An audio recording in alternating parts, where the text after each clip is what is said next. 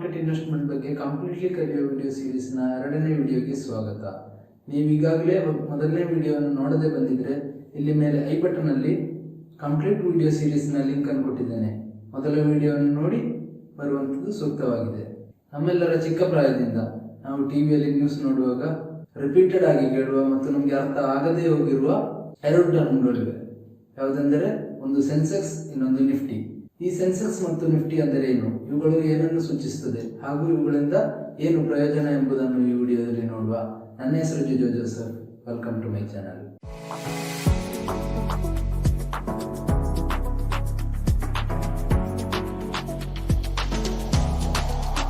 ನೀವು ಇದುವರೆಗೂ stock market investment start ಮಾಡದಿದ್ದರೆ ನಿಮಗೆ ಬೇಕಾದದ್ದು ಡಿಮ್ಯಾಟ್ ಟ್ರೇಡಿಂಗ್ ಅಕೌಂಟ್. ಅದಕ್ಕೆ ಬೇಕಾದ ಲಿಂಕ್ ಅನ್ನು ಕೆಳಗಡೆ ಡಿಸ್ಕ್ರಿಪ್ಷನ್ ಅಲ್ಲಿ ನಾನು ಕೊಟ್ಟಿದ್ದೇನೆ. ಅಕೌಂಟ್ ಓಪನ್ ಮಾಡಬೇಕಾದ ಕಂಪ್ಲೀಟ್ ಪ್ರೊಸೀಜರ್ ಅನ್ನು ನಾನು ನಿಮಗೆ ಮುಂದಿನ ವಿಡಿಯೋದಲ್ಲಿ ಹೇಳಿಕೊಡ್ತೇನೆ. ದೊಡ್ಡ ಎಕ್ಸ್ಪ್ಲನೇಷನ್ ಗೆ ಹೋಗುವ ಮೊದಲು ನಿಫ್ಟಿ ಮತ್ತು ಸೆನ್ಸೆಕ್ಸ್ ನಮ್ಮ ದೇಶದ ಸ್ಟಾಕ್ ಮಾರ್ಕೆಟ್ಗಳ ಇಂಡೆಕ್ಸ್ ಆಗಿದೆ ಎಂದು ಹೇಳಬಹುದು. ನಾವು ಮೊದಲನೇ ವಿಡಿಯೋದಲ್ಲಿ ಹೇಳಿದ್ದೇವೆ, ನಮ್ಮ ದೇಶದಲ್ಲಿ 2 ಸ್ಟಾಕ್ ಮಾರ್ಕೆಟ್ಗಳಿವೆ. ಒಂದು NSE, ಇನ್ನೊಂದು BSE. NSE ಅಂದ್ರೆ ನ್ಯಾಷನಲ್ ಸ್ಟಾಕ್ ಎಕ್ಸ್ಚೇಂಜ್, BSE ಅಂದ್ರೆ ಬಾಂಬೆ ಸ್ಟಾಕ್ ಎಕ್ಸ್ಚೇಂಜ್. ಈ ಬಾಂಬೆ ಸ್ಟಾಕ್ ಎಕ್ಸ್ಚೇಂಜ್ 1987ರಲ್ಲಿ ಸ್ಥಾಪನೆ ಆಗ್ತದೆ. ಏಷ್ಯಾದಲ್ಲಿ ಹಳೆಯ ಸ್ಟಾಕ್ ಎಕ್ಸ್ಚೇಂಜ್ ಆಗಿದೆ BSE. NSE 1992ರಲ್ಲಿ ಸ್ಥಾಪನೆ ಆಗ್ತದೆ. ಭಾರತದಲ್ಲಿ ಮೊದಲ ಬಾರಿಗೆ ಎಲೆಕ್ಟ್ರಾನಿಕ್ ಟ್ರೇಡಿಂಗ್ ಅನ್ನು ಇಂಟ್ರೊಡ್ಯೂಸ್ ಮಾಡುವಂತದ್ದು NSE ಆಗಿದೆ. ಇವುಗಳೆರಡು ಬಾಂಬೆಯಲ್ಲೇ ಇದೆ, ಅಥವಾ ಈಗಿನ ನಮ್ಮ ದೇಶದ ಫಿನಾನ್ಷಿಯಲ್ ಕ್ಯಾಪಿಟಲ್ ಎಂದು ನಾವು ಕರೆಯುವ ಈಗಿನ ಮುಂಬೈಯಲ್ಲಿದೆ. NSE ಯಲ್ಲಿ ಇದುವರೆಗೂ 2000 ಕಂಪನಿಗಳು ಲಿಸ್ಟ್ ಆಗಿವೆ. BSE ಯಲ್ಲಿ 5000 ಕಂಪನಿಗಳು ಲಿಸ್ಟ್ ಆಗಿದೆ. ಕಾರಣ ಏನಂದ್ರೆ ಇದು ಕಂಪ್ಯಾರಿಟಿವ್ಲಿ ತುಂಬಾ ಹಳೆಯ ಸ್ಟಾಕ್ ಎಕ್ಸ್ಚೇಂಜ್. ಹೀಗೆ ಸ್ಟಾಕ್ ಮಾರ್ಕೆಟ್ ನ ಪರ್ಫಾರ್ಮೆನ್ಸ್ ಅನ್ನು ಇವ್ಯಾಲ್ಯೂಯೇಟ್ ಮಾಡುವಂತದ್ದು ಇಂಪಾರ್ಟೆಂಟ್ ಆಗಿದೆ. ಸ್ಟಾಕ್ ಮಾರ್ಕೆಟ್ ಅಲ್ಲಿರುವ ಕಂಪನಿಗಳು ಮೇಲಕ್ಕೆ ಹೋಗ್ತಿದೆಯಾ ಅಥವಾ ಅವುಗಳ ಪರ್ಫಾರ್ಮೆನ್ಸ್ ಡೌನ್ ಆಗ್ತಿದೆಯಾ ಎಂಬುದನ್ನು ನೋಡುವುದು ಇಂಪಾರ್ಟೆಂಟ್ ಆಗಿದೆ.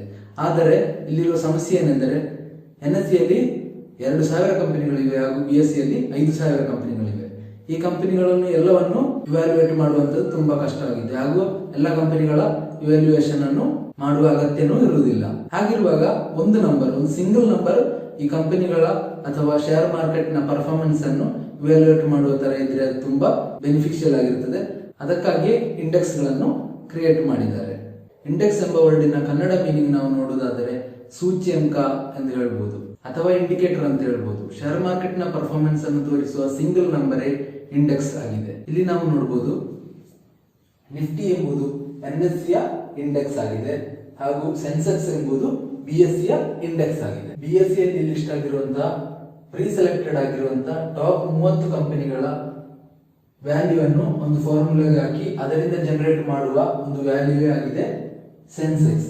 ಹಾಗೂ ಇಲ್ಲಿ ನಮ್ಮ ಹೆಸರು ಹೇಳ್ತದೆ ನಿಫ್ಟಿ 50 ಅಂತ. NSE ಯಲ್ಲಿ ಲಿಸ್ಟ್ ಆಗಿರುವ ಟಾಪ್ ಪ್ರೀ ಸೆಲೆಕ್ಟೆಡ್ ಆಗಿರುವ ಟಾಪ್ 50 ಕಂಪನಿಗಳ ವ್ಯಾಲ್ಯೂ ಅನ್ನು ಡಿಟರ್ಮೈನ್ ಮಾಡಿ ನಿಫ್ಟಿಯ ವ್ಯಾಲ್ಯೂ ಡಿಟರ್ಮೈನ್ ಮಾಡ್ತಾರೆ. ನಾವೀಗ ನೋಡ್ತಿರುವಂಥದ್ದು investing.com ಆಗಿದೆ. ಈ ಒಂದು ವೆಬ್ಸೈಟ್ ಅಲ್ಲಿ ಶೇರ್ ಮಾರ್ಕೆಟ್ಗೆ ರಿಲೇಟೆಡ್ ಆದ ಇನ್ಫಾರ್ಮೇಶನ್ಗಳು ನಮಗೆ ಸಿಗ್ತದೆ. ಎಲ್ಲ ಶೇರ್ಗಳ ಮತ್ತು ಇಂಡೆಕ್ಸ್ಗಳ ರಿಯಲ್ ಟೈಮ್ ಚಾರ್ಟ್ ಅನ್ನು ನಮಗೆ ಈ ವೆಬ್ಸೈಟ್ ಅಲ್ಲಿ ನೋಡಬಹುದು.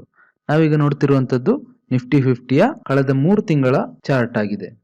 ಈಗ ಪ್ರೆಸೆಂಟ್ ಆಗಿ 14,744ಕ್ಕೆ ಲಾಸ್ಟ್ ಟ್ರೇಡಿಂಗ್ ಅಲ್ಲಿ ಕ್ಲೋಸ್ ಆಗಿದೆ. ಈ ಒಂದು ನಿಫ್ಟಿಯ ಬಗ್ಗೆ ಹೇಳುವುದಾದರೆ ಲಾಂಗ್ ಟರ್ಮ್ ಅಲ್ಲಿ ಇಂಡೆಕ್ಸ್ಗಳು ಯಾವಾಗಲೂ ಮೇಲಕ್ಕೆ 1998ರಿಂದ ನಿಫ್ಟಿ ಮೇಲಕ್ಕೆ ಮಾತ್ರ ಬಂದಿದೆ. ನಡುವಿನಲ್ಲಿ ಕೆಲವೊಂದು ಡಿಪ್ಗಳು ಕೆಳಗೆ ಬಂದಿದೆ. ಈಗ ಲಾಸ್ಟ್ ಟೈಮ್ ಆಗಿ 2020ರಲ್ಲಿ ಕೊರೋನಾ ಬಂತು. 12,000ದಿಂದ ನಿಫ್ಟಿ 7,000 ತನಕ ಕೆಳಗೆ ಬಂತು. ಆದರೂ ಪುನಃ ಮೇಲಕ್ಕೆ ಹೋಗ್ತಾ ಇದೆ. ಈಗ ಪ್ರೀವಿಯಸ್ ಲೆವೆಲ್ ಅನ್ನು ಕ್ರಾಸ್ ಮಾಡಿ 14,000ಕ್ಕೆ ರೀಚ್ ಆಗಿದೆ. 15,000 ರೀಚ್ ಆಗಿತ್ತು. ಈಗ ಪುನಃ 14,000ಕ್ಕೆ 14,774 ಲಾಸ್ಟ್ ಟ್ರೇಡಿಂಗ್ ಅಲ್ಲಿ ಕ್ಲೋಸ್ ಆಗಿದೆ. ಇಲ್ಲಿ ಬಂದು ನಾವು ಕಾನ್ಸ್ಟಿಟ್ಯೂಯೆಂಟ್ಸ್ ಅಲ್ಲಿ ನೋಡುವುದಾದರೆ ನಿಫ್ಟಿ 50ಯ ಎಲ್ಲ ಕಂಪನಿಗಳ ಬಗ್ಗೆ ನೋಡಬಹುದು. ಪ್ರತಿಯೊಂದು ಕಂಪನಿಯ ಬಗ್ಗೆ ಇನ್ಫಾರ್ಮೇಶನ್ ನೋಡಬಹುದು. ಲಾಸ್ಟ್ ಟ್ರೇಡೆಡ್ ವ್ಯಾಲ್ಯೂ ಎಷ್ಟು ಅದನ್ನು ನೋಡಬಹುದು.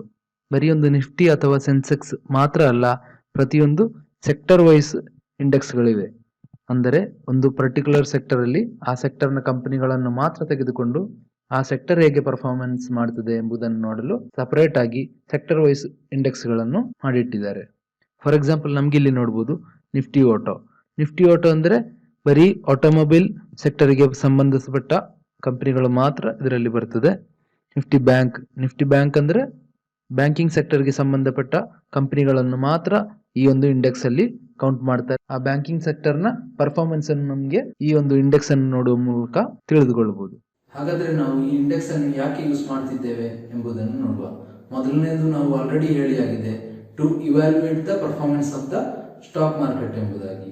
ಎರಡನೇದು ಬೆಂಚ್ ಮಾರ್ಕಿಂಗ್ ಅಂತ ಹೇಳ್ತೇವೆ, ಅಂದರೆ ಪರ್ಟಿಕ್ಯುಲರ್ ಆಗಿ ಒಬ್ಬ ಇನ್ವೆಸ್ಟರ್ ನ ಪರ್ಫಾರ್ಮೆನ್ಸ್ ಕಂಪೇರ್ ಮಾಡಲು.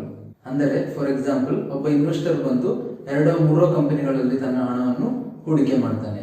1 ವರ್ಷದ ನಂತರ ಅವನು ಆ ಶೇರ್ ಅನ್ನು ಮಾರಿದಾಗ ಅವನಿಗೊಂದು 15% ಲಾಭ ಗಳಿಸಿದ ಅಂತ ಇಟ್ಟುಕೊಳ್ಳುವ. ಆಗ ಅವನಿಗೆ ಖುಷಿ ಆಗ್ತದೆ, 15% ಗ್ರೋತ್ ಸಿಕ್ಕಿತಲ್ಲ ಅಂತ. ಅವನೊಂದು ಸೇವಿಂಗ್ ಅಕೌಂಟ್ ಅಲ್ಲಿ ಇಟ್ರೆ ಒಂದು 2-3% ಅವನಿಗೆ ಗ್ರೋತ್ ಸಿಕ್ತಿತ್ತು. ಇವನ್ FD ಅಲ್ಲಿ ಇಟ್ರೆ ಒಂದು 7-8% ಗ್ರೋತ್ ಸಿಕ್ತಿತ್ತು. ಅಥವಾ ಮ್ಯೂಚುವಲ್ ಫಂಡ್ ಗಳಲ್ಲಿ ಇನ್ವೆಸ್ಟ್ ಮಾಡಿದ್ರೆ ಒಂದು 12-13% ಗ್ರೋತ್ ಸಿಕ್ತಿತ್ತು. ಈಗ ಅವನಿಗೆ 15% ಗ್ರೋತ್ ಸಿಕ್ಕಿತಲ್ಲ. ಆದರೆ ಅವನು ಕಂಪೇರ್ ಮಾಡುವಾಗ ಅವನೊಂದು ನಿಫ್ಟಿಯ ಗ್ರೋತ್ ಅನ್ನು ಕಂಪೇರ್ ಮಾಡಿದ್ರೆ ಕಳೆದ 1 ವರ್ಷದಲ್ಲಿ ಅದೊಂದು 20% ಗ್ರೋತ್ ಅನ್ನು ತೋರಿಸಿದ್ರೆ ಮಾರ್ಕೆಟ್ ಅವನನ್ನು ಔಟ್ ಪರ್ಫಾರ್ಮ್ ಮಾಡಿದೆ ಎಂಬುದಾಗಿ ನಮಗೆ ನೋಡಬಹುದು. ಇವತ್ತಿನ ವಿಷಯ ನಿಮಗೆ ಅರ್ಥವಾಗಿದೆ ಎಂಬುದಾಗಿ ನಾನು ನಂಬ್ತೇನೆ. ನಿಮಗೆ ವಿಡಿಯೋ ಇಷ್ಟವಾದರೆ ಲೈಕ್ ಮಾಡಿ, ಶೇರ್ ಮಾಡಿ, ಸಪೋರ್ಟ್ ಮಾಡಿ. ಮುಂದಿನ ವಿಡಿಯೋದಲ್ಲಿ ಕಾಣುವವರೆಗೂ ಬೈ ಬೈ.